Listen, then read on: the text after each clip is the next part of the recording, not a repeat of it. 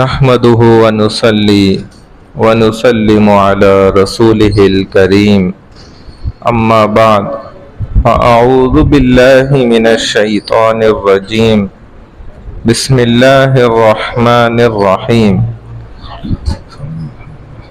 کل کا ایک قصہ جو ناتمام رہ گیا تھا اس کو مکمل سنا دوں۔ ایک طالب علم کا قصہ ہے۔ تو یہ اصل میں یتیم طالب علم تھا، تو گاؤں والوں نے کہا کہ یہ کیا کرے گا، اور اس کو تو کھانا پینا بھی اس کے لیے مشکل ہے، اور علم سیکھنے کا شوق تھا، تو اس نے جھوپڑ لگا لی جنگل میں۔ پھر آگے وہ تفصیلی واقعہ ہوا کہ بادشاہ کی بیٹی جو ہے گھومنے کے ارادے سے نکلی، اور پھر وہ جنگل میں راہ بھول گئے اور بھٹک گئے۔ ان کے پھر رات گزارنے کے لیے تکلیف ہو گئی، تو اب وہ جھوپڑ نظر آئی، وہاں سے دھواں اٹھتا ہوا، تو اس کو دیکھتے ہوئے وہاں تک پہنچی، اور اس طالب علم نے کہ میں اب اس عورت ذات کو کہاں سنبھالوں گا، یہ تو میرے لیے ایک بہت بڑی آزمائش آ گئی۔ بہرحال حالات کو دیکھتے ہوئے اس نے اپنی جھوپڑ اس کے حوالے کی، بھائی تو اندر جا، بند کر اور آرام کر۔ تو اس نے کہا اس حالت میں کہاں نیند آتی ہے۔ اب یہ اپنے مطالعے میں مصروف رہا، اور جو آگ جل رہی تھی اس پر ہر تھوڑی دیر بعد اپنی انگلی رکھتا اور وہ جل جاتی، پھر ہٹا لیتا۔ یہی تسلسل کے ساتھ سلسلہ جاری رہا۔ آخر صبح ہوئی اور بادشاہ ڈھونڈتا ہوا پھر اپنی بیٹی کو اس نے پا لیا۔ پتہ لگا، پوچھا کہ اچھا اس بندے کے ہاں آپ نے رات گزاری، تو اب لوگ تو تانے دیں گے کہ بادشاہ کی بیٹی نے دیکھو رات وہاں ٹھہری، تو اس لیے اس نوجوان کو قتل کرنا اب میرے پر لازم ہے۔ تو اس نے کہا کہ یہ تو میرا خیر خواہ تھا، اس نے تو ساری رات میری حفاظت کری، الٹا آپ اس کو قتل کریں گے۔ تو اس نے کہا میں بادشاہ ہوں، میرا اپنا وقار ہے، مرتبہ ہے۔ تو یہ لے گیا، اس کے لوگ اس کو پکڑ کے لے آئے۔ اب جو پھانسی کا دن تھا، اس کی قتل کا دن، تو اس لڑکی نے کہا میرا محسن تھا، ایک دفعہ اس سے پوچھ بات تو کر لوں، میں پوچھ تو لوں، اس نے اپنا ہاتھ بھی جلا لیے تھے۔ تو بادشاہ نے کہا نہیں پوچھ لو، اس کے بعد تو اس کو مرنا ہی ہے آخر۔ تو جب سامنے لے آئے تو طالب علم سے اس لڑکی نے پوچھا کہ تو نے اپنا ہاتھ کیوں جلایا پردے میں؟ تو اس نے بتایا کہ میں نے روایات پڑھ رکھی تھی، میرے پاس اللہ کے رسول صلی اللہ علیہ وسلم کی حدیثیں مجھے سینے میں تھیں، میں نے پڑھی ہوئی تھی، جن کے مطابق زنا کرنے والا بدترین درجے کے اندر داخل کیا جائے گا۔ ان المنافقین فی الدرک الاسفل من النار جو ہے نا، اس ادھر زانی کو بھی یہاں رکھا جائے گا، جو سب سے خطرناک نچلا درجہ، خطرناک قسم کی جو آگ اور دوزخ ہے، وہ ادھر جو سب سے نیچلا اور خطرناک والا درجہ، تو ادھر زانی کو بھی رکھا جائے گا۔ میں نے وہ حدیثیں پڑھی ہوئی تھی، میرے سینے میں تھی، مجھے اپنے رسول صلی اللہ علیہ وسلم کے یہ باتیں اس وقت بالکل میرے سامنے تھی، تبھی میں الحمدللہ گناہ سے بچ سکا۔ اور میں نے اپنی انگلیوں کو، جب خیال آتا ہے شیطان کہتا کہ بدکاری کر لے، تو میں اپنی انگلی رکھ دیتا، وہ جلتی، مجھے تکلیف ہوتی، میں ہٹاتا، تو میں سوچتا کہ یہ آگ تجھ سے برداشت نہیں ہو رہی، اور وہ آگ تم کیسے برداشت کرو گے۔ پھر شیطان دوسری طرح سے خیال لاتا کہ ارے یہ تو خود تو آئی ہے لڑکی، اور کوئی مسئلہ نہیں ہے، کوئی بھی نہیں ہے، تو بدکاری کر سکتا ہے، دیکھ سارا ماحول بنا ہوا ہے، تو میں پھر اگلی انگلی رکھتا اور جلا دیتا، اور یہ کہتا ہے کہ جب یہ آگ میرے سے برداشت نہیں ہو رہی تو جہنم کی آگ میں کیسے برداشت کروں گا۔ آخر میرے دونوں ہاتھ جل گئے اسی چکر میں، لیکن میں گناہ کے عمل سے الحمدللہ بچ گیا۔ تو جب بادشاہ نے یہ باتیں سنی نا، تو اس میں ہیبت طاری ہو گئی کہ ارے یہ تو رسول اللہ صلی اللہ علیہ وسلم کا گویا عاشق نکلا، اور رسول کے عاشق کو میں پھانسی دے دوں، اسے میں قتل کر دوں تو میرے سے بڑا تو پھر برا شخص کوئی نہیں ہے. تو بس یہ ہیبت طاری ہوئی اور اس نے کہا کہ عاشق رسول. کیونکہ عاشق رسول کیسے ہو گیا؟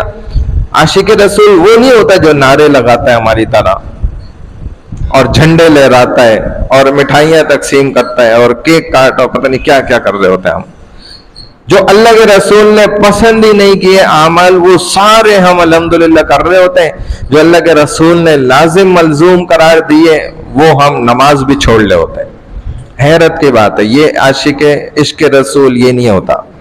عشق رسول یہ ہوتا ہے کہ تم اپنے سر کے بال سے لے کے پیر کے ناخن تک رسول کے ڈھانچے میں اپنے آپ کو ڈھال دو اور ہر بات رسول کی اپنی زندگی کے اندر لے آؤ اور اپنی زندگی کی اپنی من چاہی جتنی باتیں اس کو اگل کے الٹی کر کے باہر نکال کے پھینک دو کہ میں یہ کچھ بھی نہیں کروں گا. جو میرے رسول نے مجھے بتلایا میں سب وہی کروں گا.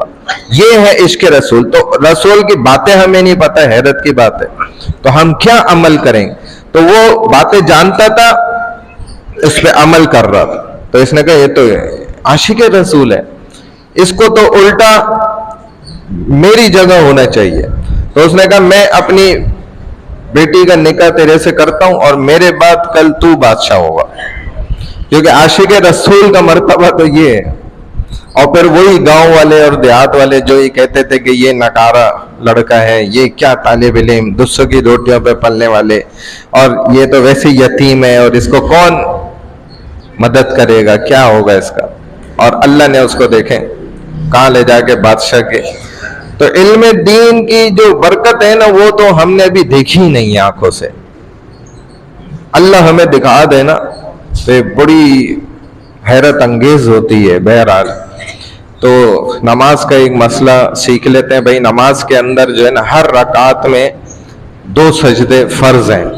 ہر رکعت میں 2 سجدے کرنا فرض ہے. اور سجدہ جو ہے وہ ٹھوس زمین کے اوپر کرنا بھی فرض ہے. خود نماز کی ہر رکعت میں 2 سجدے فرض ہیں اور ہر فرض سجدے کے اندر زمین جو ٹھوس جگہ ہوتی ہے اس کے اوپر سجدہ کرنا فرض ہے.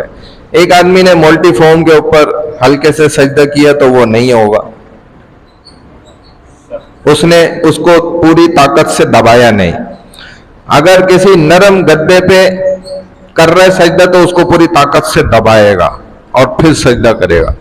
نرمی سے یہ کام نہیں چلے گا. اسی طرح جو پچھلی دونوں ٹانگیں یہ ہوا میں معلق نہ ہو پھر بھی سجدہ فرض ادا نہیں ہوگا اگر دونوں ٹانگیں زمین سے اٹھی ہوئی ہیں.